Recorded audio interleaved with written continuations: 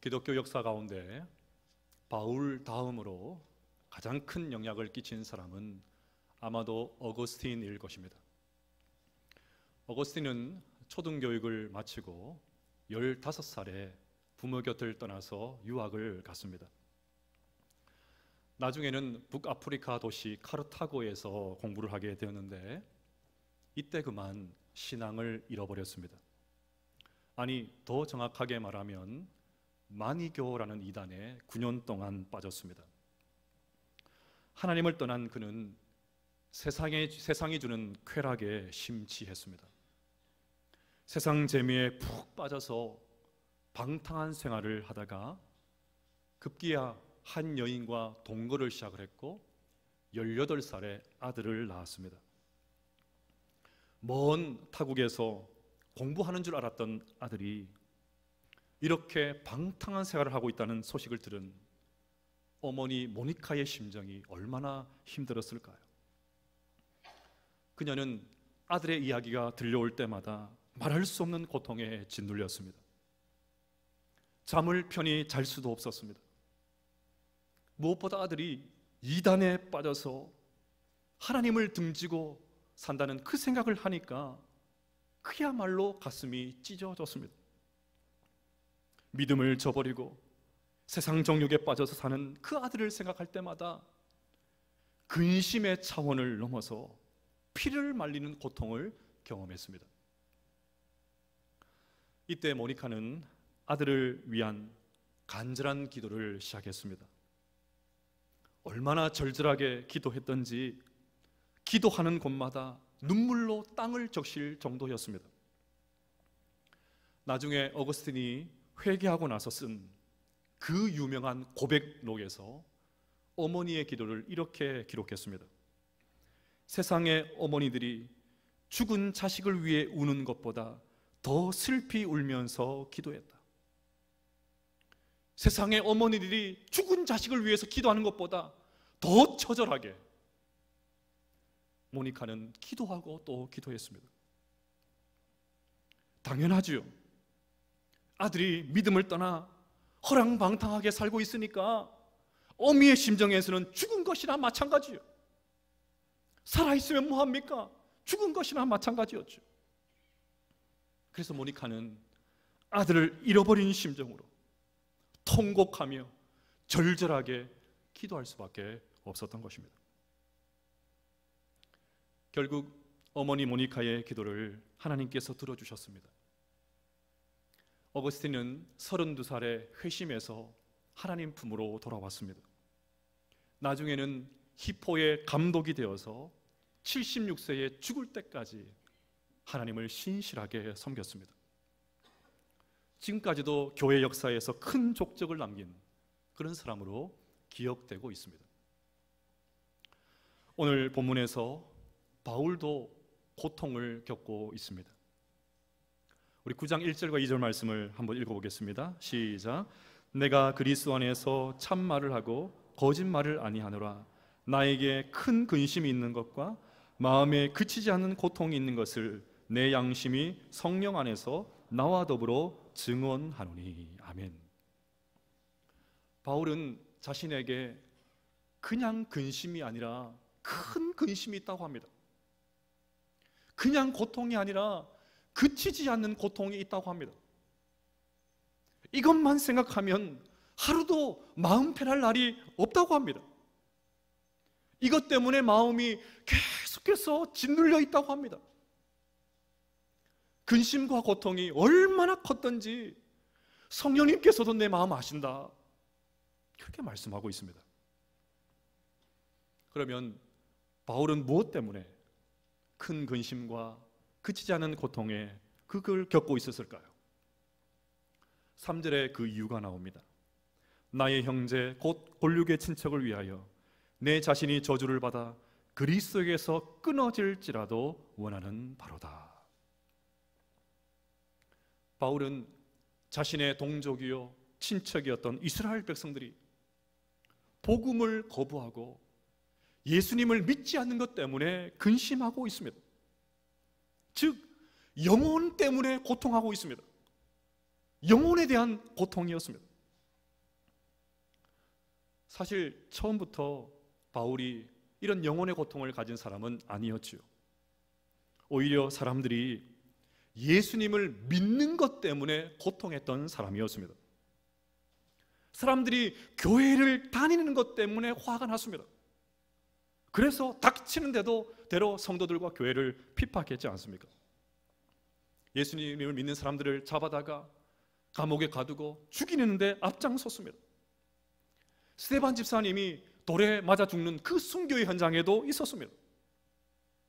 상상력을 조금 동원해 보면 바울이 던진 돌에 맞아서 스데반 집사님이 순교했을 것입니다.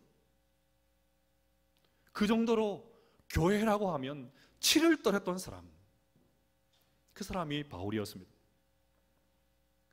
그런 바울을 하나님께서 드라마틱하게 만나 주셨습니다.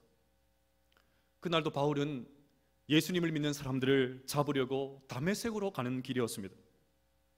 그런데 갑자기 하늘에서 밝은 빛이 비치면서 사울아 사울아 네가 어찌하여 나를 핍박하느냐, 주님의 음성이 들립니다. 깜짝 놀란 사울이 주여 누구십니까? 그렇게 묻지요.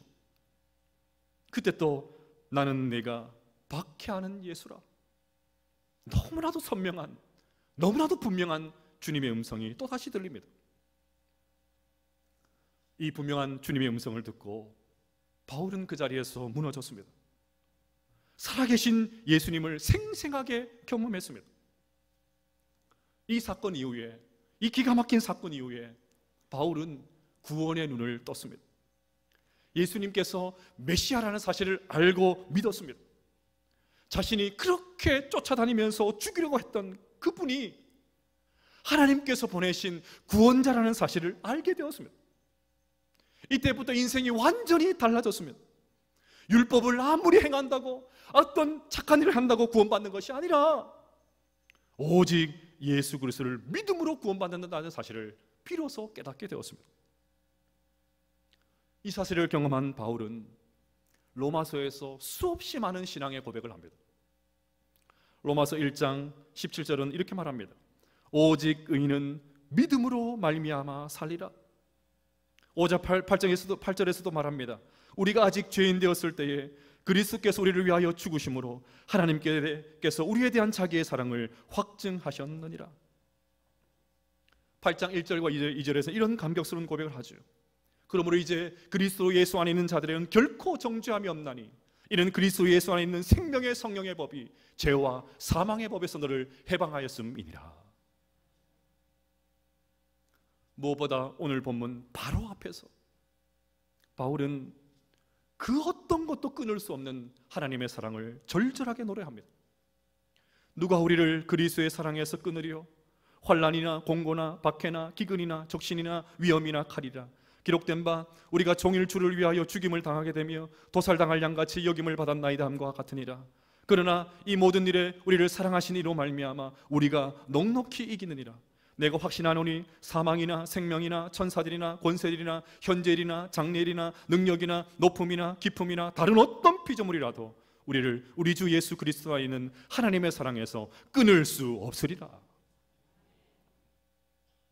이처럼 바울은 측량할 수 없는 하나님의 사랑 때문에 탄성을 지릅니다. 그 하나님의 사랑을 생각하면 가만히 있을 수가 없어서 감격에 찬 고백, 탄성을 지릅니다. 그런데 9장으로 넘어오자마자 1절부터 갑자기 근심에 사로잡히고 있습니다. 그치지 않는 고통을 겪고 있습니다. 여러분, 이상하지 않습니까? 어떻게 조금 전까지 구원의 감격 때문에 펄쩍펄쩍 뛰던 사람이 갑자기 돌변해서 근심과 고통이 있다니요? 어떻게 갑자기 분위기가 바뀔 수가 있습니까?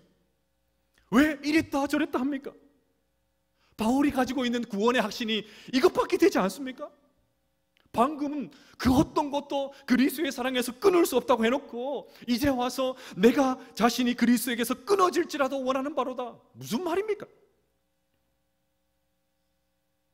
아니 다른 사람도 아니고 그 논리적이고 철두철미한 사도 바울이 이런 앞뒤가 안 맞는 말을 하니까 불편하죠. 하지만 여러분, 바울은 지금 정신없는 소리를 하는 것이 아닙니다. 구원에 확신이 없는 것도 아닙니다. 말을 바꾸는 것도 아닙니다.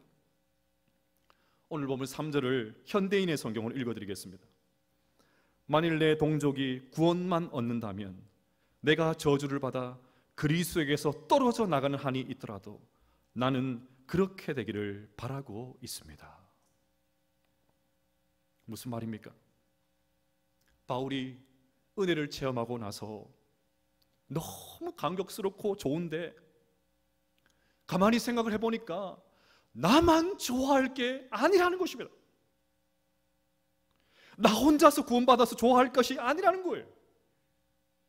구원의 기쁨을 모르는, 이 감격을 모르는 내 이웃들, 내 동족들, 내 친축들, 내 이웃의 사람들 함께 누려야 되는데 그러지 못한다는 것입니다. 그래서 나 하나가 지옥에 가서 우리 민족이 구원받을 수 있다면 차라리 내가 지옥에 떨어지겠습니다, 그 말이죠. 내가 그리스도에 끌어진다 해도, 내가 저주를 받아도, 내가 지옥에 간다 하더라도, 그래서 우리 민족이 구원받을 수만 있다면, 주님을 믿을 수만 있다면 차라리 그렇게 되고 싶은 심정입니다. 그 말을 하고 있습니다. 그러니 바울의 이 말은 대단한 말이죠. 엄청난 말입니다. 바울이 이런 생각을 하는 이유가 있습니다. 이스라엘 백성은 하나님께 복을 많이 받은 민족입니다. 이 세상 어느 나라도 이스라엘 나라 백성들만큼 복받은 민족 없습니다. 그러니까 오래전부터, 바울이 지금 안달내기 전부터, 이미 오래전부터 예수님을 믿고 구원의 감격을 누릴 수 있는 기회가 얼마든지 있었습니다. 오히려 바울이 찬양하고 기뻐하는 것보다 훨씬 더 기뻐할 수 있는 기회가 얼마든지 있었습니다. 그 내용이 4절에 나옵니다. 우리 함께 읽어볼까요? 시작. 그들은 이스라엘 사람이라 그들에게는 양자됨과 영광과 언약들과 율법을 세우신 것과 예배와 약속들이 있고. 하나님은 이스라엘 백성들에게 6가지 복을 주셨습니다. 첫째는 양자가 되는 복입니다. 양자는 하나님의 자녀가 된다는 말이죠. 그러니까 하나님의 아들, 딸이 되어서 하나님을 아버지라고 제일 먼저 부를 수 있었던 민족이 이스라엘 백성들이었습니다. 엄청난 복 아닙니까? 둘째는 영광입니다. 이스라엘 백성들은 영광스러운 하나님을 매일같이 만날 수 있는 영광을 누리고 살았습니다. 모세가 시내산에 올라갈 때도 하나님의 영광이 가득했고, 솔로몬이 성전을 다 지어서 하나님의 봉헌할 때도 그 영광이 가득했습니다. 그야말로 영광이죠. 셋째는 언약입니다. 하나님은 보잘것없는 이스라엘 백성들에게 먼저 찾아와 주셔서 내가 너와 언약 맺을 거야, 너희들 내 거야, 언약을 체결해 주셨습니다. 도대체 이런 복을 받은 민족이 어디에 있습니까, 세상에? 넷째는 율법입니다. 율법은 쉽게 말해서 성경, 하나님의 말씀이죠. 우리는 하나님을 알 수가 없습니다. 그런데 이스라엘 백성들에게 율법을 주셔가지고 하나님을 알아갈 수 있는 방편을 허락해 주셨습니다. 얼마나 큰 복입니까? 다섯째는 예배입니다. 이스라엘 백성들은 예배를 통해서 매 순간마다 죄 사함을 받고 하나님을 만나는 영광스러운 복을 누렸던 민족, 그들이 이스라엘 백성들이었습니다. 여섯째는 약속입니다. 하나님께서 약속하신 수많은 약속들 가운데 가장 중요한 약속은 구원자가, 메시아가 이스라엘 백성들을 통해서 오신다, 그거 아닙니까? 제가 다니보니까 무슨 고시에부터도 합격했다고 플랜카드를 붙이고, 무슨 공무원 시험 붙여도 합격했다고 플랜카드 꽂히고 야단입니다. 그런데 이스라엘 백성들을 통해서 인류를 구원한 메시아, 구원자가 오신다, 얼마나 큰 복입니까? 그래서 5절에서 이렇게 말하고 있습니다. 조상들도 그들의 것이요 육신으로 하면 그리스도가 그들에게서 나셨으니. 그런데 이게 웬일입니까? 이런 은혜를 받은 백성들이 도무지 예수님을 믿지 않습니다. 아니, 하나님을 전혀 알지 못하는 이방인들도 복음을 전하면 예수님을 믿어요. 심지어 다른 나라에 가서 복음을 전하면 회개하고 교회가 세워지는 그런 일들까지 일어납니다. 그런데 유대인들에게는 도무지 이게 일어나지 않습니다. 오히려 성도들을 핍박하고 교회를 괴롭힙니다.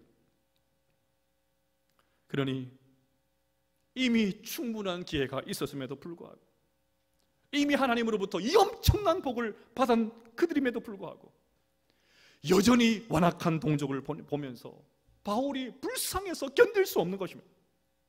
너무너무 마음이 아픈 것입니다. 자기 동족이 누구보다 먼저 구원받을 수 있었는데, 그래서 나와 함께 구원의 은혜를 노래할 수 있었는데 그렇지 못한 것을 생각하니까 견딜 수가 없습니다. 그래서 바울은 나의 형제 곧 골육의 친척을 위하여 내 자신이 저주를 받아 그리스도에게서 끊어질지라도 원하는 바로다, 이 고백을 하고 있는 것입니다. 광고 때 말씀드린 대로 10월 23일에 VIP 초청 사랑주의를 가지려고 합니다. 뭐 복잡하게 생각할 것 없습니다. 전도하자는 말입니다. 지난 3년간 코로나 기간을 보내면서 그 부담스러운 전도 안 해서 참 좋았는데 코로나가 우리에게 주는 유익이 있기는 있구나, 뭐 그런 분들도 계셨죠. 이 부담스러운 전도 다시 하자니까 마음이 부담스럽고 벌써부터 불편한 그런 분들도 계실 것입니다. 여러분, 왜 전도가 부담스럽고 불편합니까? 요즘 같은 때는 교회를 향한 그 시선이 곱지 않은, 그것도 하나의 이유가 되겠죠. 팬데믹 기간을 보내면서 교회가 막 직격탄을 받았으니까 사람들에게 교회 가자고 말하는 것이 막 주저주저 되는 것 사실입니다. 그런데 더 솔직한 이유가 있습니다. 더 근원적인 이유가 있습니다. 우리 안에 영혼을 향한 고통이 없기 때문에 부담스러운 거예요. 아픔이 없기 때문에, 영혼을 향한 애통하는 마음이 없기 때문에 너무너무 부담스러운 것입니다. 고통 없이 전도하니까 고통스러운 거예요. 제가 이 문장 쓰면서 내가 써도 너무 잘 썼다. 고통 없이 전도하니까 고통스러운 것입니다. 아픔 없이 하려고 하니까 부담스러운 거예요. 따라서 전도를 위해서 제일 먼저 우리 안에 영혼을 향한 고통이 회복되어야 합니다. 그것이 첫 번째입니다. 사랑하는 여러분, 우리 안에 영혼을 향한 근심이 있습니까? 그치지 않는 고통이 있으십니까? 구원받지 못하고 천국의 기쁨을 누리지 못하는 사람들을 보면서 안타까워하는 마음이 있습니까? 우리 주변에 예수님을 믿지 않은 형제자매들이 얼마나 많습니까? 누구보다 먼저 기회가 있었음에도 불구하고, 믿을 수 있는 기회가 있었는데, 교회 나올 수 있는 기회가 있었는데 아직까지도 예수님을 알지 못하는 배우자들, 가족들, 자녀들, 형제자매들, 이웃들, 전도 대상자들 얼마나 많이 있습니까? 사랑하는 여러분, 이 시간 우리 안에 영혼을 향한 이 큰 근심이 회복될 수 있기를 주님의 이름으로 축복합니다. 그치지 않는 고통이 회복될 수 있기를 주님의 이름으로 축복합니다. 저는 올해 계속 요한계시록 설교를 하면서 두 가지 마음이 교차합니다. 하나는 기쁨과 감격입니다. 나는 아무 공로 없지만 우리 모두는 예수 그리스도의 십자가의 은혜로 구원을 받았습니다. 그래서 하나님께서 우리를 14만 4천이라고 하십니다. 시온산에 주님과 함께 서 있다고 하십니다. 무서운 주님의 진노의 심판이 우리에게는 임하지 않는다고 합니다. 그러니 감격하고 감사할 수밖에 없죠. 그냥 터져나오는 것이 찬양밖에 없습니다. 하지만 또 마음 한켠에는 부담이 있습니다. 가족과 일가 친척 할 것 없이 다 교회를 다니는 분들은 연신 아멘 아멘 그렇게 말씀을 받습니다. 그래서 어떤 분들에게는 천국 설교가 그냥 덮어놓고 은혜가 되는 거예요. 하지만 마냥 기뻐할 수만은 없는 분들도 계십니다. 천국에 대한 말씀을 들으면 기쁘고 감사하다가도 그렇지 못한 내 가족들, 내 형제 자매들, 내 이웃들, 내 일가 친척들, 그들을 생각하면 가슴이 메어옵니다. 이 귀한 은혜를 알지 못하는 사람들이 떠오릅니다. 이제 곧 얼마 남지 않은, 세상 떠날 날이 얼마 남지 않은 부모님들이 생각이 납니다. 그런 분들이 이 자리에 계시죠. 그러면 마음이 아파서 견딜 수가 없습니다. 그래서 저는 요한계시록 설교를 할 때마다 천국과 하나님의 은혜 이런 것 이렇게 전하면 너무너무 기쁘다가도 마음 한켠에는 이것 때문에 고통하는 성도들도 계실 텐데, 마냥 천국이 즐겁기만 하지 않는 그런 성도들도 계실 텐데, 그 생각 때문에 마음이 너무나도 아픕니다.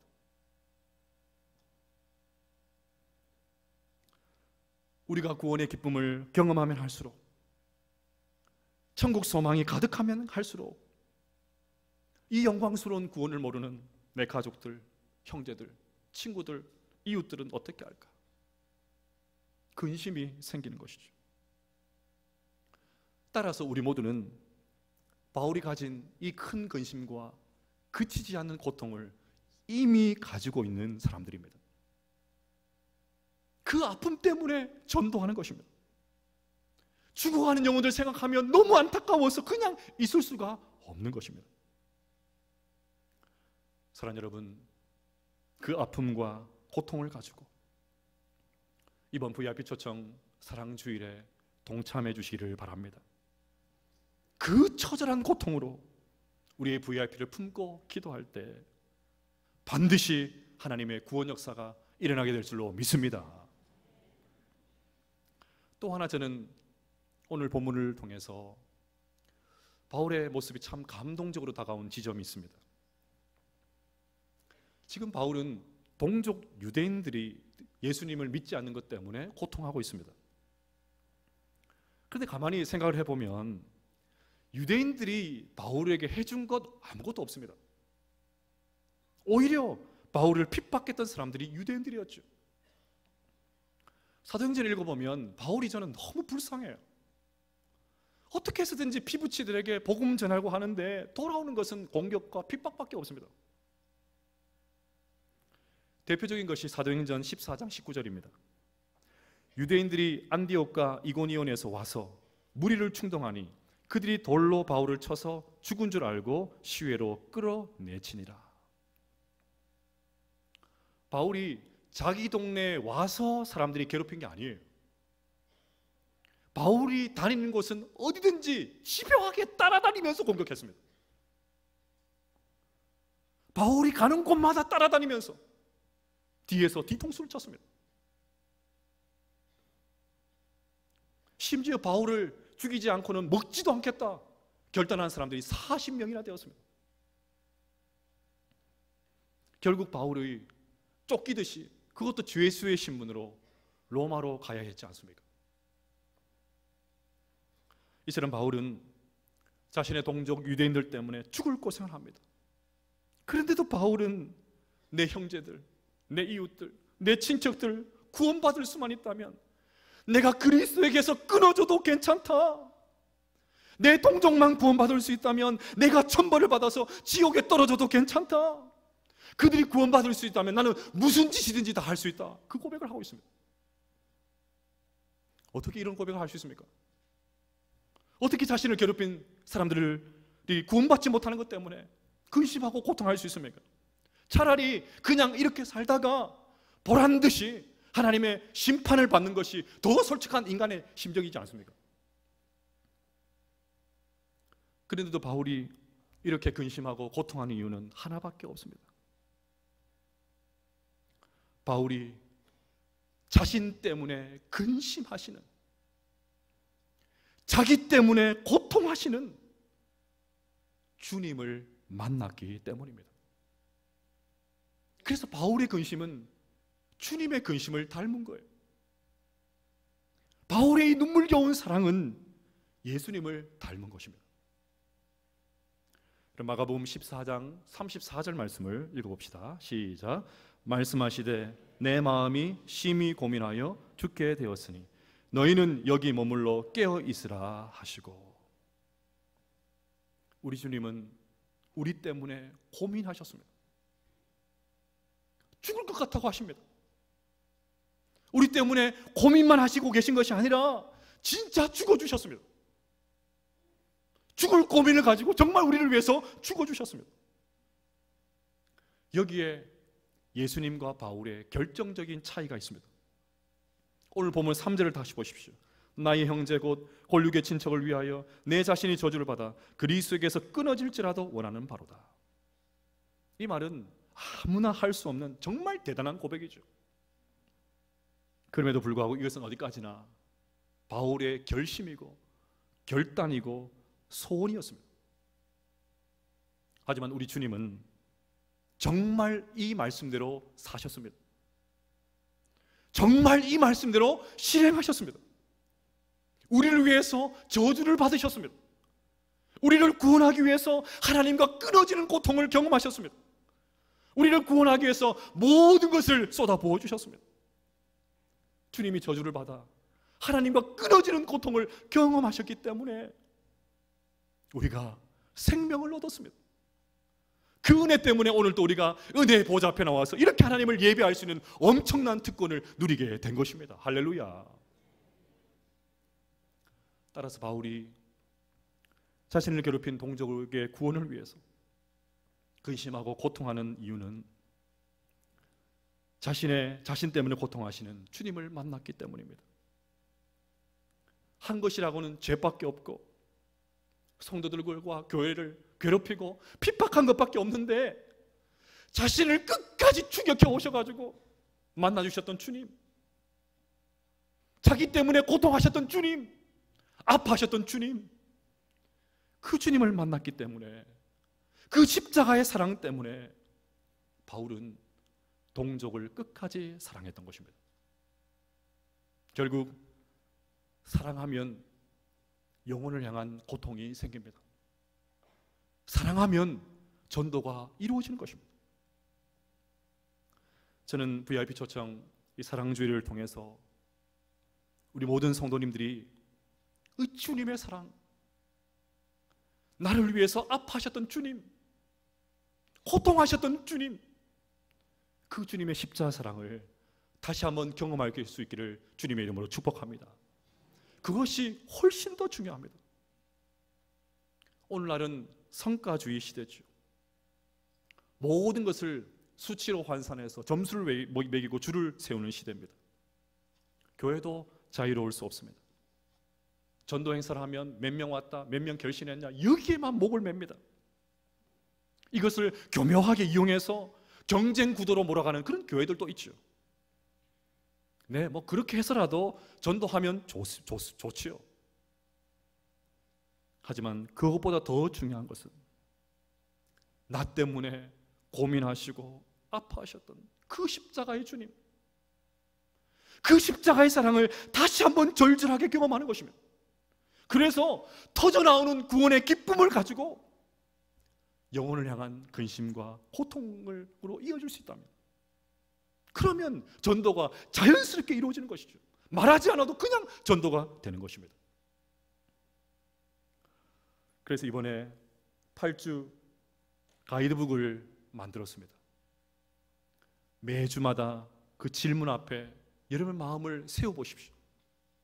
답을 다시고 또 VIP들을 위해서 기도하시고 기도 문장을 적어보시고 그렇게 해나가시면서 주님을 향한 뜨거운 사랑의 마음을 회복해서 이 귀한 전도의 사명을 감당할 수 있는 우리 모두가 될 수 있기를 주님의 이름으로 축복합니다. 최근 제가 읽고 있는 이여령의 마지막 수업이라는 책에 이런 글귀가 있습니다.